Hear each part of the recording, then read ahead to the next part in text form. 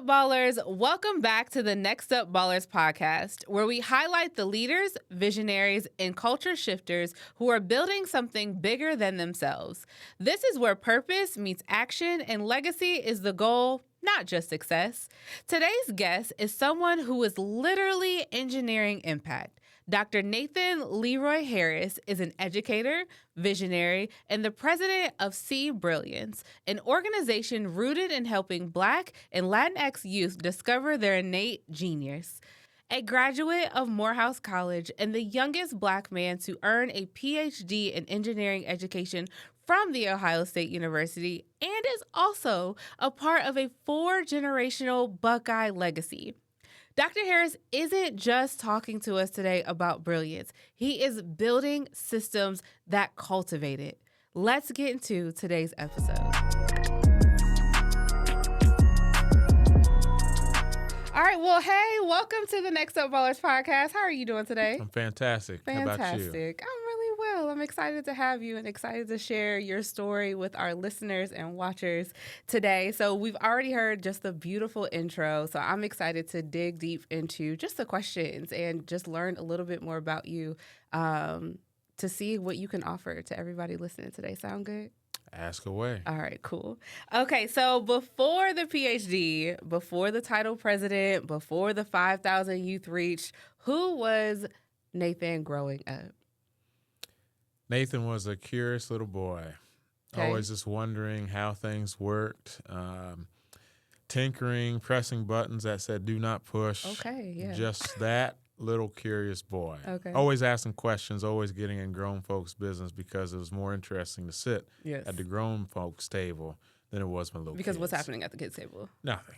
Beneath me, right? Mm-hmm. So what does that look like? How did that, have you always just been curious? Did anything like spark this curiosity, or you just came out the womb like, let me just do all the things I'm not supposed to be doing? Well, I can't tell you when the genesis of the curiosity started, but I would say that from my earliest recollection, I would say just always wondering how things worked and why things were a certain way and things like that, and always asking questions too. Plus, I think it really comes with not having any other siblings and whatnot in the home too. Okay. So it's just like me, myself, and I. So, just had to make things work. Okay, so you were only child in home with mom. So mom was like, oh, did she welcome all the questions, or was it just a lot of like, come on now, that's enough? No, my mom was a teacher. Okay. And grandma was a teacher too. And so I think it was just in the nature. They understood, which is beautiful setup actually for my next question, because you came from a legacy, especially the 4 generations of what I hear, not only teachers, but from Ohio State University, right? So dating back to your great-grandmother, which is powerful. You don't honestly hear that too often, specifically in the Black community, just that legacy that's just kind of paved the way for you to be here today. So growing up with that kind of history, did it feel like pressure? Did it feel like pride? Did it feel like this is something that I absolutely have to do in order to keep this legacy going? How did that show up in your childhood and then when you went to Ohio State University? I'm sorry for all of you Ohio State fans. Let me not disrespect.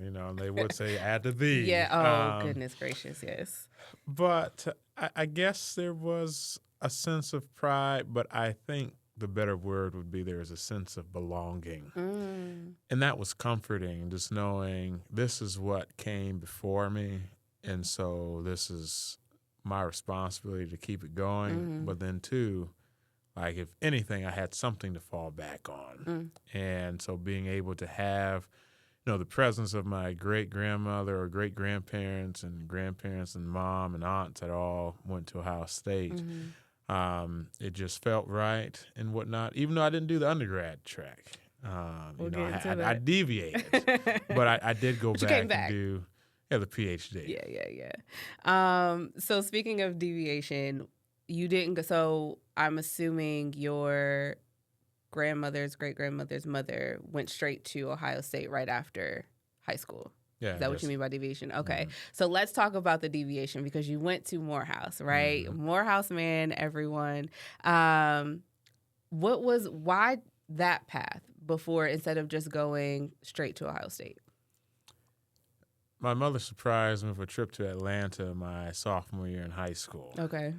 And part of that trip, I thought we were just doing Battle of the Bands, Honda's, classic, and the original Georgia Dome and whatnot. But we ended up taking a tour of Morehouse. And honestly, since that first initial step on that campus, I knew something was calling. And just to know of all of the rich heritage, the history that we have seen through life today originating at the house, it just felt right.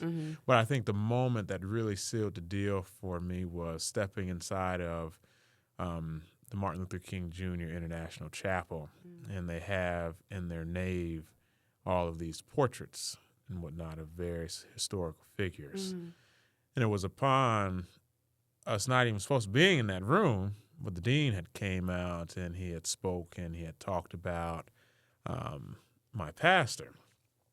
And, my pastor's a Howard alum. Okay. But him being able to make that connection just kind of just sealed the deal that this was the place to be, especially with all the black men that you just saw walking around in suits and just something about it. I just knew it was the right place and the right decision. So I knew where I was going ever since sophomore year. Sure yeah. did.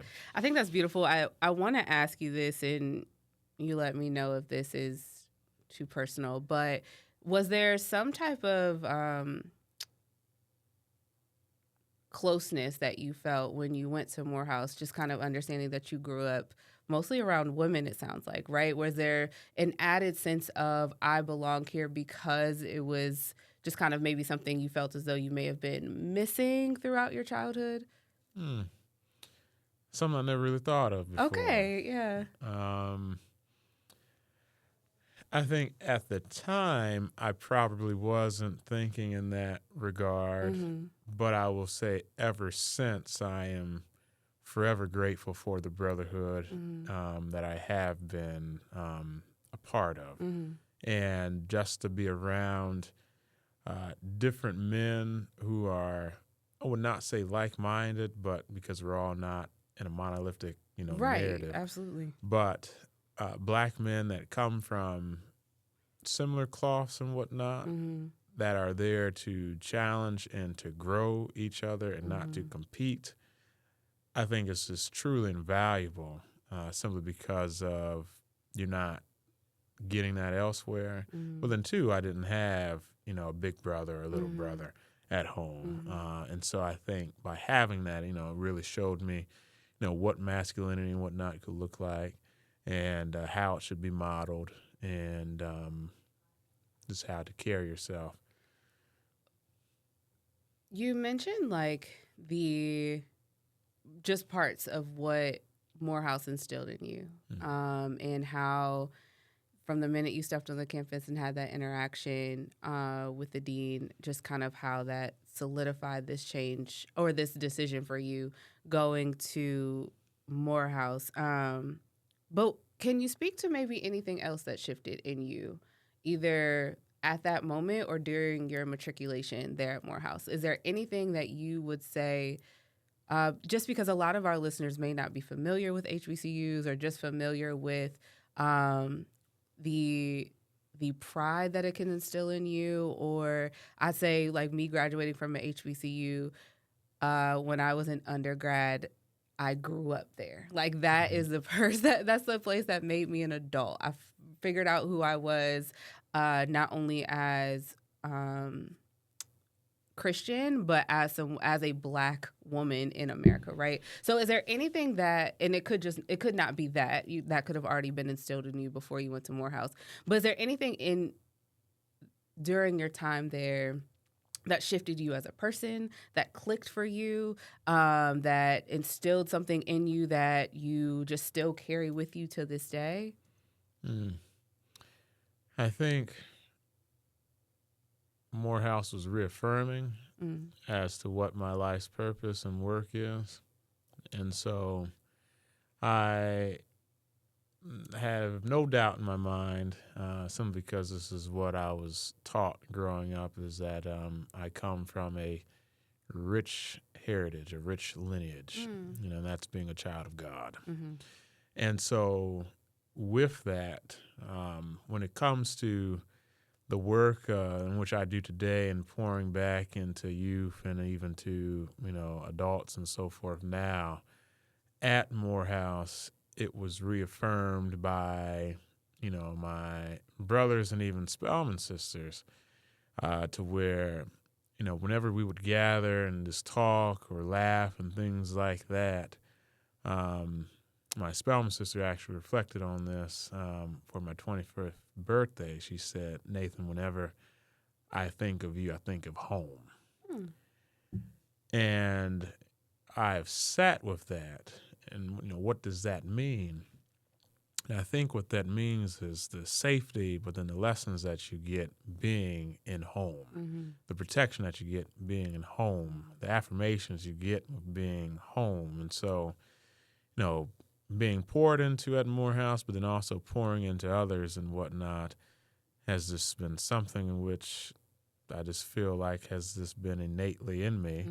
Simply because, I serve an amazing God that has continued to pour into myself and then those around me and my generations before me. So reaffirming would be that word. Reaffirming that home is where you are is kind of what I'm hearing too, is Morehouse instilled in you that, like, whether you are there physically at the location of Morehouse or as you are doing the work out here in the community, all of that just kind of resides within you, whether that's through God, whether that's how you carry yourself, whether that is understanding your purpose.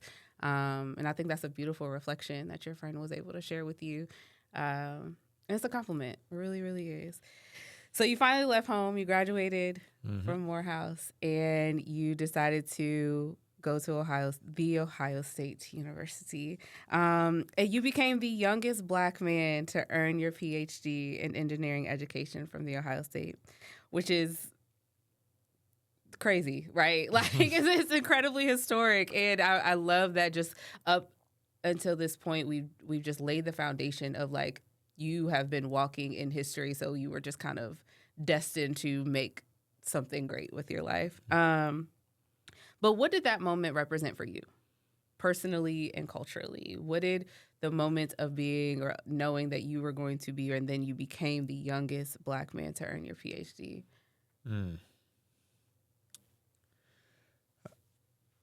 I think about a driving factor in which my great-grandmother, though she went to Ohio State, she was one paper away from finishing. Oh, wow.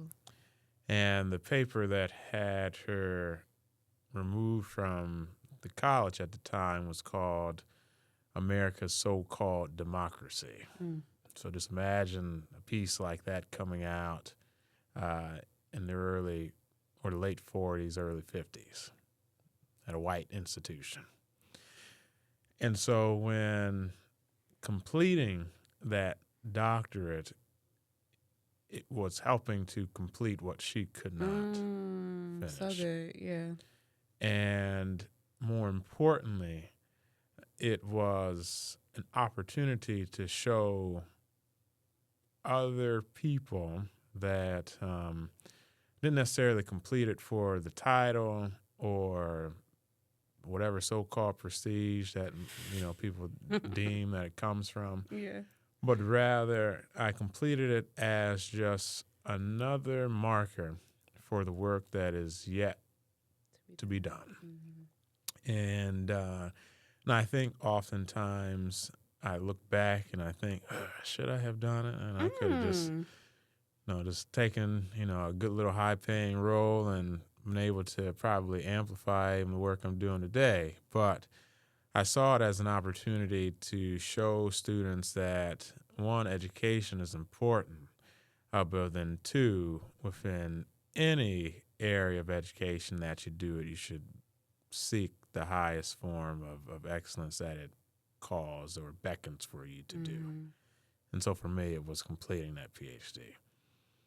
That's amazing. Thank you for sharing that story, that background story. I think it adds so much color to your journey. Not that it wasn't colorful already, but just an extra light as to why that was so important for you. Because a lot of people do go after higher education and their doctoral degree and things like that for that notoriety, in order just to have that title in front of their name. And I will say, like, that's one thing that I have appreciated about you is you're like, use it or not. Like, it's not, and you live that, right? It's not just something that you just say. Even, I'll let the listeners in on, just before we started this conversation, I asked you how you preferred to be referred to. And you said whatever makes you feel comfortable besides shortening your name, right?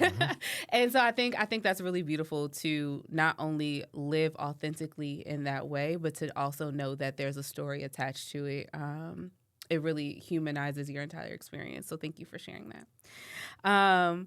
Okay, so let's get into See Brilliance. All right. Let's get into entrepreneurship, leadership, legacy, all of that, because after you graduated, you really started to embody what it sounds like all parts of See Brilliance, right? So from younger Nathan tinkering with all the things to wanting to pour back into Black and Latinx folks, and also just like making sure that your legacy within your family is being carried out. You started really building something that's gonna outlive you, which is pretty dope. So let's talk about See Brilliance. Talk about where this idea came from. Talk about, give the listeners just a little bit more insight into where See Brilliance started and where it is now. Yeah. So See Brilliance started in 21, and I tell people that it was an opportunity for me to continue my dissertation work in a field of like a research to practice thing. What really, I think what really pushed me to start it was something my mom always wanted me to do, to be able to create something that's of my own, that wasn't controlled by any type of system or directive of whoever's in control of that system. And so it was me being let go as a youth minister at my home church. Okay. And we had a new preacher coming to town. I was like, what'd you do? Okay, so new preacher. We had okay. a new preacher coming to town, and with that, he was just trying to clear house to make way of his agenda, as any CEO would do. And so instead of being hurt by that, I said, well, the work must continue. And so See Brilliance, it was at the time a project that was being used to continue the ministry work in which I was already doing, but then really to integrate this parental involvement and STEM framework that I had been studying and so forth at the university, but then also what initially led me to the university, which was to be able to do work that would open up rooms for Black and brown youth to get into tech and to STEM spaces. So really with that, we started off, very small, just working with just a few kids and whatnot, very intimate and whatnot, to now working with, thousands of youth throughout this city. And it has been a remarkable journey, but then sometimes I sit back and I think, wow. But then I think about, somebody had asked me, what is something that you could pray for? And this was in 2022. So a year after. Yeah. Started, okay. And my silly self said, pray for increase. Ooh, you got to be careful what you ask God for. And with that came the prayer of Jabez. Oh. I pray for increase. Okay.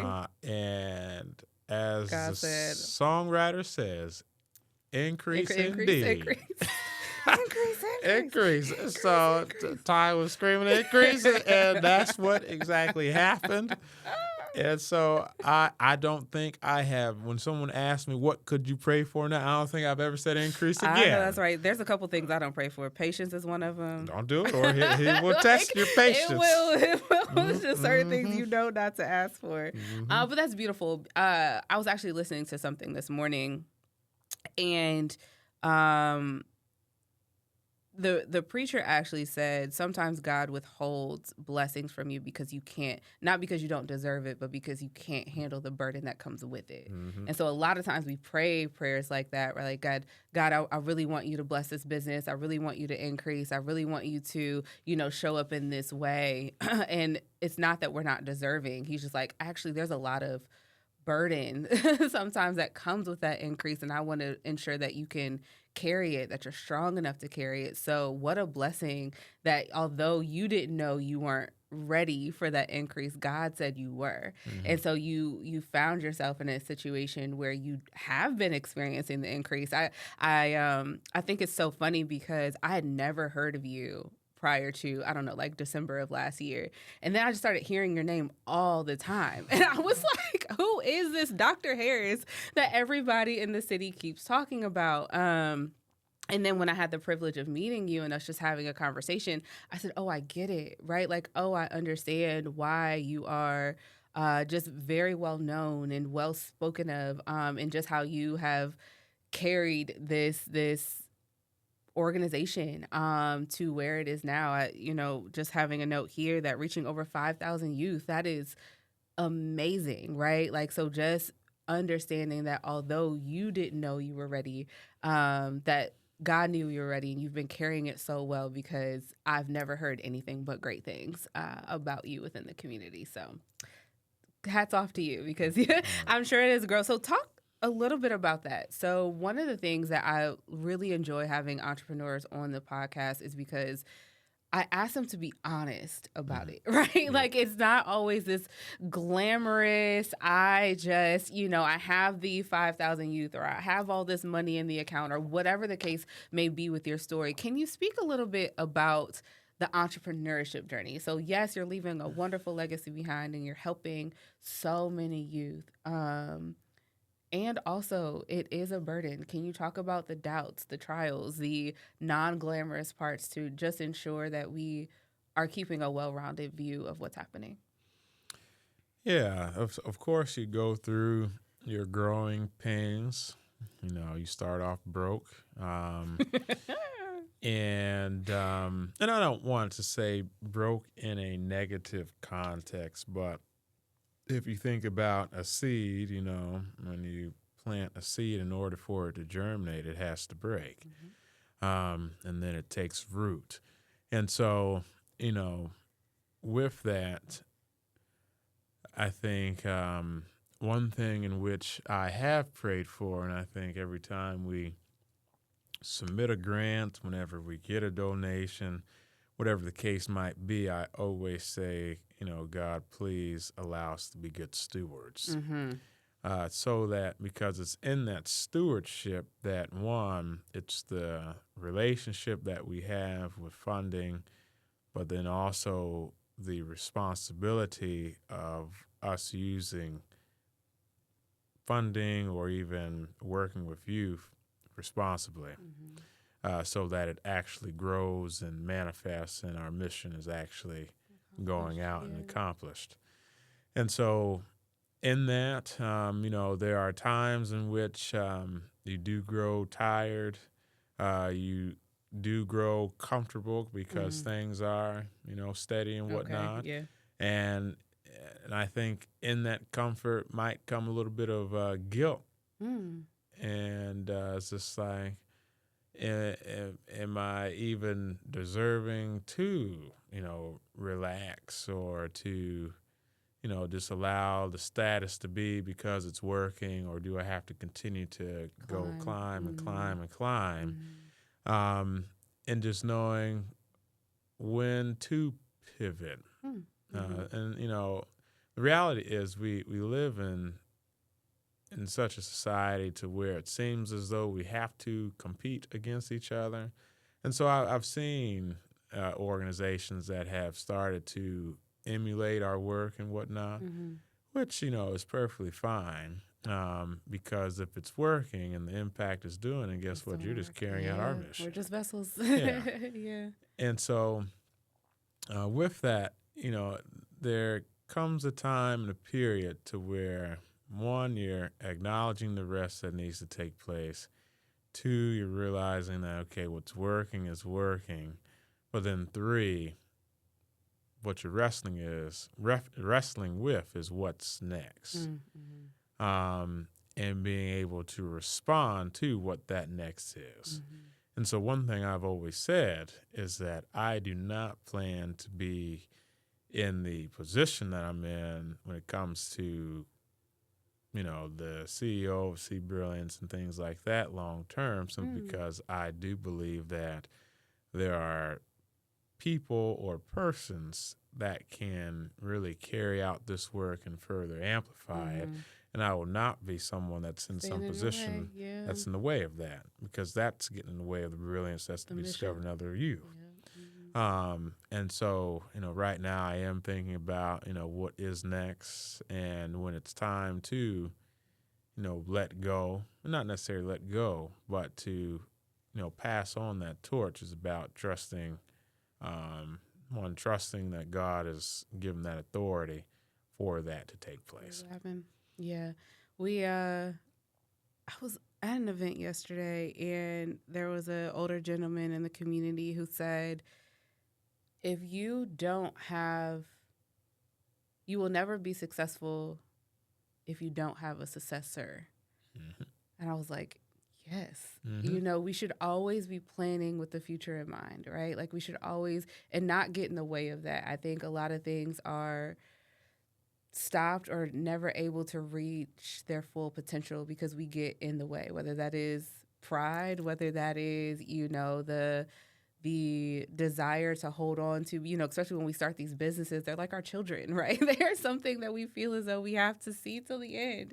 And actually a large part of the growth and being able to deliver on what the goal is in fact being able to let other people in and then just kind of let it go. And even you don't even want to squash your own ability to see what you still have inside of you, right? A lot of times we get so hung up on doing the thing that we have just been doing for a while that we get stuck there, right? We feel as though we have to hold on to that thing for so long that we don't even realize, like, there's still so much on the inside of us that if we don't, remove ourselves from doing the thing that even got us here, then we may never fulfill all the potential that we have on the inside of us, right? So, no, that's good. That's good. Just the art of letting go and having a plan for something that outlives you. So I recently went to your birthday, and your mom got on the mic and she gave a beautiful speech. But in the speech, she said something, and I was like, "Oh, I'm bringing that on the podcast." No, but she said, "Nathan, I've always seen the brilliance in you," and I was like, "Now, has she been saying that ever since he was younger?" Or did she say that because of the organization? So what does See Brilliance even mean to you? Like, is that something that really was instilled in you since you were younger?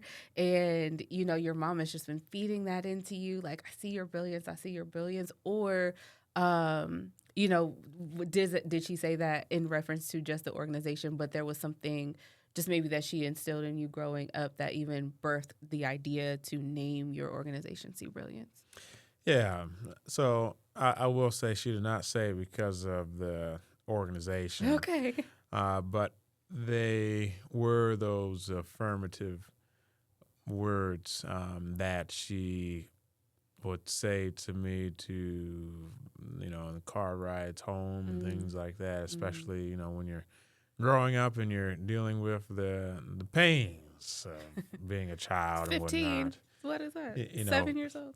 but being able to speak that love into me. And so, and like I had shared, moments ago that this was something in which she really encouraged me to do. Mm-hmm.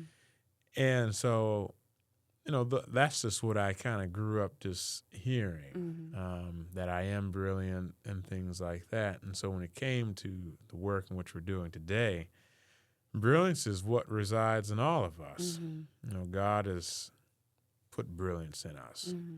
And so that's why, in our mission statement, it says innate brilliance.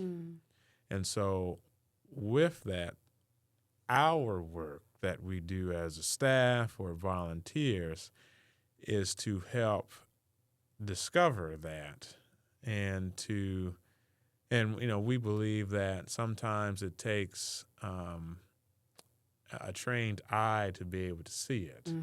And so with that, we are actively trying to dismantle anything that might be in the way of allowing you to see what's already in you. And so that just speaks through everything in which we do.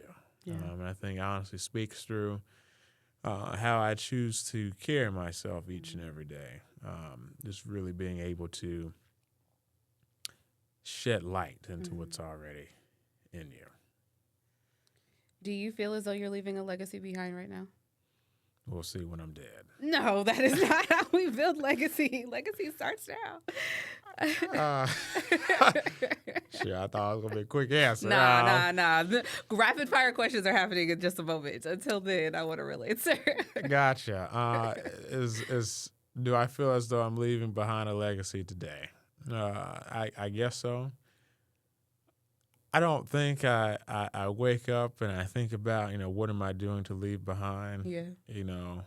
But I do plan each and every day to, like, if this were my last day on earth, what was left behind. And so, I really try to make sure that if it's, the Bible talks about, not allowing the sun to set if there's a disagreement or a discomfort in somebody's life. So I truly, try to live by that and, making sure that, all things are settled and things like that, but then are hopefully left in a better place than how the day might have started. Right.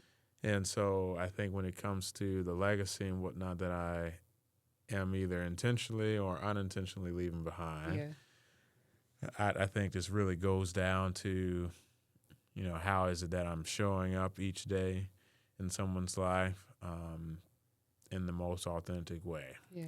And, not every day I'm filled with energy, and not every day I want to go to work and things like that, and not every day I say the right thing.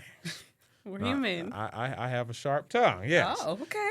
And so don't cross you, huh? No, I didn't say don't cross me, but it knows how to slice and dice. Fruit Ninja. Okay.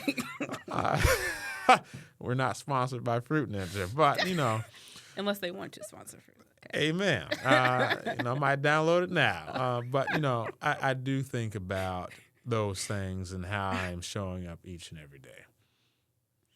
Last question before we head into our quick play rapid fire section. I was ready.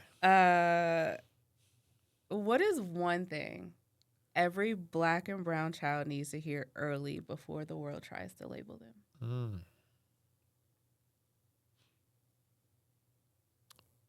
I don't want to sound cliche. See, they're brilliant.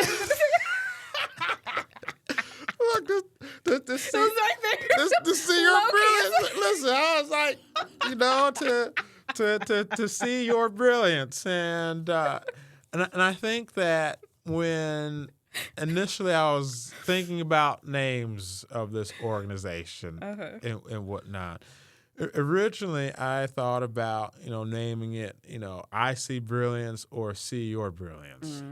But what we did was, we just took out the prefix and then your, and then we just said See Brilliance. And so with that, when we talk to people, I see your brilliance, Christian. And then, a kid can look back in the mirror and say, I see brilliance in me. And so I really think that if a young person says that to themselves, each and every day, does not matter what is hurled at them, I'm brilliant. Nothing can stop me. I'm all the way up as, whatever rapper said it. And so I'm an old school person anyway, so I just... Speaking of old school, I will make sure that you tell everyone how old you are. Okay. Okay. Maybe. But yes. but yeah, so like that is what I would tell a young person. I hope that they tell themselves that. Yeah. Good. Well, thank you. Mm-hmm. As soon as I asked the question, I said, "Oh, this could actually be a setup for this to be an easy layup, or maybe you could have came off the fly with something else." Hey, no, hey, listen. Okay, so now we are in our quick play segment. This is rapid fire questions, no long answers, it doesn't have to be incredibly thought out, just first thing that comes to your mind. All right, you ready? Mm-hmm. All right, so early mornings or late nights? Late nights. Best advice you've ever received? I'll see you at the top. Oh, I love that. Okay. Go-to song when you need motivation? Wow. What type of motivation? like if I need to get in that mood, exactly. I ain't ever scared. It might be that song, but motivation. I come back. I can't. I love music. That is a hard question. I love music. Okay, well here's a better one. Who's your go-to hype person? Go-to hype person. Yeah. Who hypes you up the most? I don't know. T.I. Okay. Mm-hmm. Actually, I thought you were going to say, I was going to say real person, but person like you knew. So you just go to T.I. I thought we were still in music. My best friend. No, this is just like, T.I. works, so any T.I. song gets you hype. When it comes your to mom's going to listen back, it's going to be like, huh? Like, really? Like, not me. Like, no. Either my mom or my brothers. Okay, okay. Brothers. My line brothers, so Alpha or even Morehouse. Morehouse, okay. Because I was like, you did tell the people you didn't have any siblings, so I need you to clarify. Yes. Okay. If one book every young leader should read? The Bible. Okay, yeah, I agree with that. And tell the people how old you are. To be continued. No. 30 years old. Yes, I told you before this. You had to. People have to, you are inspirational. So I really just want to ensure that people are inspired by you and your story.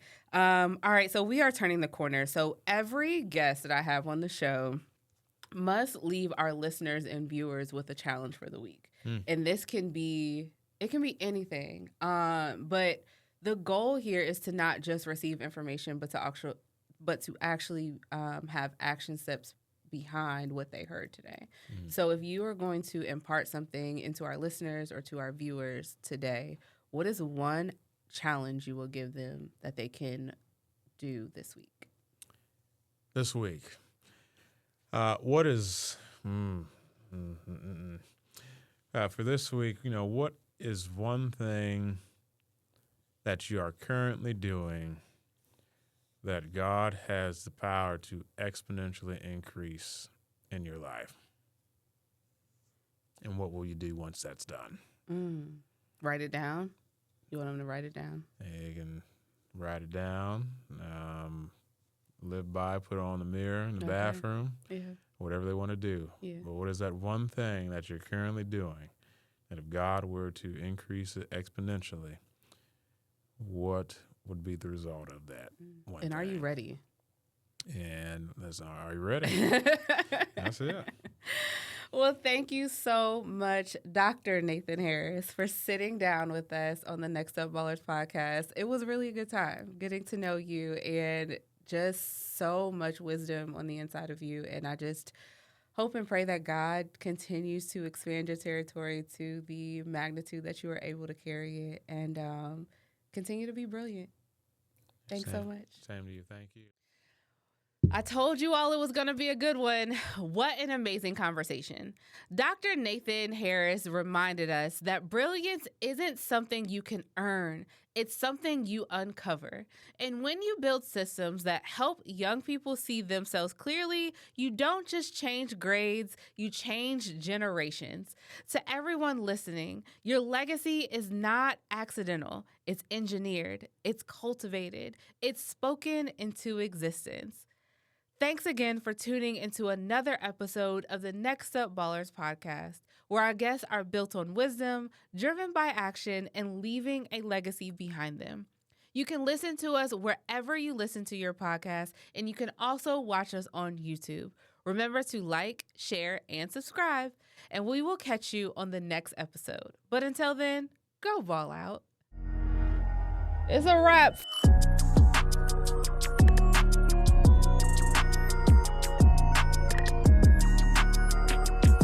Ball!